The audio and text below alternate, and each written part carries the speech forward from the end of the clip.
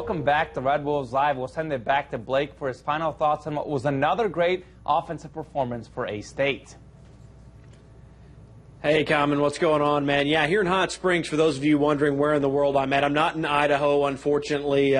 Couldn't make it up. It's like a day-and-a-half trip. And actually, that's got to be my first point about this game. Arkansas State came out with a good victory. And in the end of the day, it was a very, very solid victory. But one of the issues that they seem to have, they came out struggling a little bit early. And I think part of that might have been the travel. They had to go around the world and back to get there, flying into Spokane and then coming back. But in the end of the day, they rebounded. I thought there was a lot of positives on offense. There was a lot of positives on defense for them. Obviously, Michael Gordon had a good game, but they had some receivers who had fantastic games, Trez Houston being one of those. You look at the defense, a very good offense that Idaho had, and they came out with a pretty good game, forcing those 8 turnovers that Idaho had.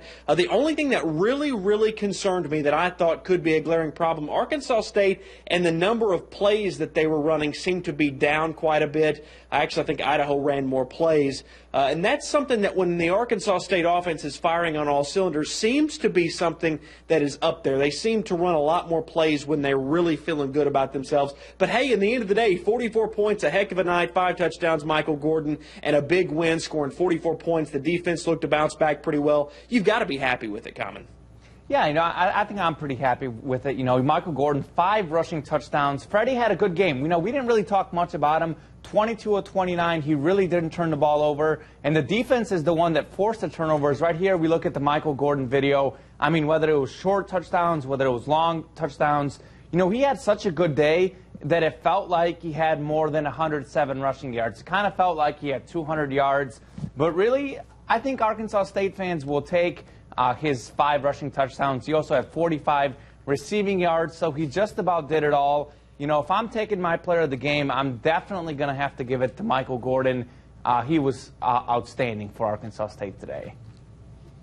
Yeah, who else would you go with? He's got to be the guy. And sometimes I kind of hate to go with the cliche guy because a lot of times it's obvious. But it is Michael Gordon. He's your player of the game. I was kind of concerned. I'm not going to lie to you. When I looked down and I saw that it was kind of a dogfight, I was a little bit concerned. But you know what? They came out in the second half. They played really, really well. And don't be too concerned about Idaho playing them a close game. Idaho can score points. They got a great offensive coordinator / head coach in Paul Petrino.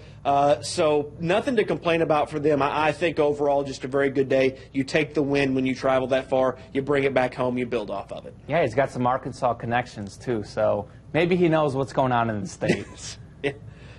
Yeah, maybe he does. I don't know. But you know what? It's been a good day for the state of Arkansas. That's what I've been down here for. A great day for volleyball, a great day for Arkansas State football, man.